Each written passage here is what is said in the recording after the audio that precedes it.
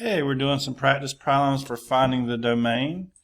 Number 1, f of x equals 7 times the square root of 5x plus 8, and then minus 10. We ask ourselves 3 questions. Is there an even root, a square root? And the answer is yes. And under that root is 5x plus 8. So we're going to set up the domain such that 5x plus 8 is greater than or equal to 0. And we'll solve that, pull the 8 over, divide by the 5. We'll have x is greater than or equal to negative 8/5. So that's our domain. We can plug in numbers greater than or equal to negative 8/5. Okay. There's no denominator and no logarithm. The next one, number 2, y equals 15x cubed plus 8x minus 5. The 3 questions, root, denominator, logarithm, none of those are there. So domain is all real numbers. Plug in 1, plug in negative 1, plug in 1,000, plug in negative 4.7. They all give you an answer back.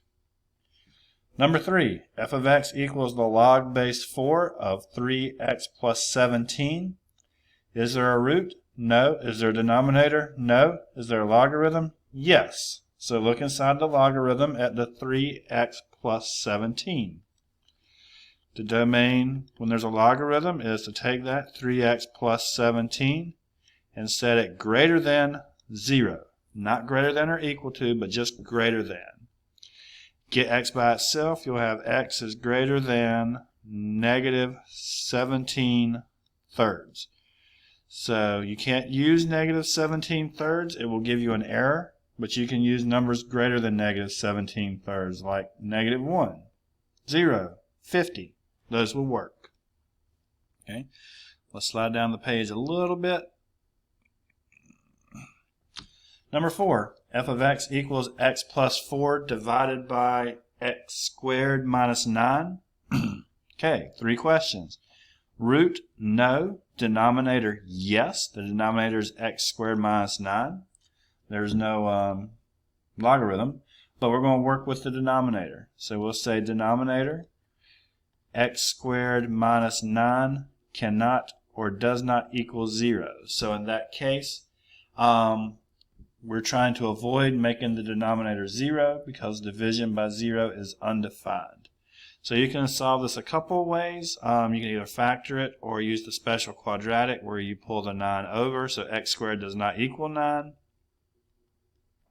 So the square root principle says x does not equal positive or negative 3. So any numbers except positive and negative 3 will work here. So 0, 50, negative 1, negative 2, negative 4, just not negative 3 or positive 3. Number 5, y equals 13 times the natural log of 4x plus 2, and then separately minus 19. No root, no denominator, but there is a logarithm. Natural log is a logarithm. It's held to the same standard. So inside that natural log is 4x plus 2. We're going to set that to be greater than 0. Solve it so we get x is greater than negative 1/2. Yes. Okay, so we can plug in numbers greater than negative 1/2. So negative 1/3, negative 1/4, 0, 5,000. All those will work. Negative 1/2, negative 1 will not. Number 6, y equals the square root of 7 minus 8x. Is there a root? Yes. Okay, there's not a denominator or a logarithm, so we're just going to stick with the root. So the domain will be 7 minus 8x greater than or equal to 0. So however we want to solve that, I'll take it in baby steps here. 7 is greater than or equal to 8x. Divide by the 8, it looks like we will have 7/8 is greater than or equal to, let me clean that up a little bit. 7/8 is greater than or equal to x, which is the same thing as saying x is less than or equal to 7/8. So depending on how you move things around, make sure you're careful to get the right thing. So less than or equal to 7/8, that means we could use 0, we could use 1/2, we could not use 1.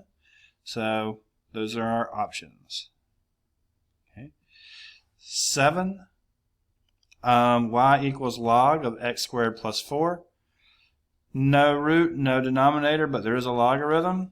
So domain is x plus 4 must be greater than 0.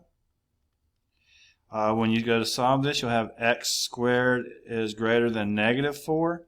You can play around with that if you like, but x squared is always greater than -4. So even though we have a logarithm, there's nothing that makes that logarithm 0 or negative in here because of that square. So since there's no limitations there, in the end we can still put in all real numbers. So we can put in 0, we can put in -20, we can put in +20, any real number we can think of. So just because one of those conditions exists doesn't mean that you already have a limitation on the domain. It means you just need to look at it, because sometimes it can get tricky. 8. F of x equals the fraction on top 3x plus 6, on bottom 2 minus x. Root, no. Denominator, yes. Logarithm, no. So we'll say our domain is 2 minus x does not equal 0. So we can solve that. Negative x does not equal -2. Divide out the negative. X does not equal 2. So we can use any real number except 2. 2 makes the bottom 0, which makes the function undefined. Doesn't matter what it does to the top. If it makes the bottom 0, that's bad. The last one, number 9, y equals -3x plus 12. That's a straight line, which is continuous, but ask yourself, there's no root, no denominator, no logarithm. So, all real. And you can think about how straight lines are graphed. They just go on forever. All right, thank you.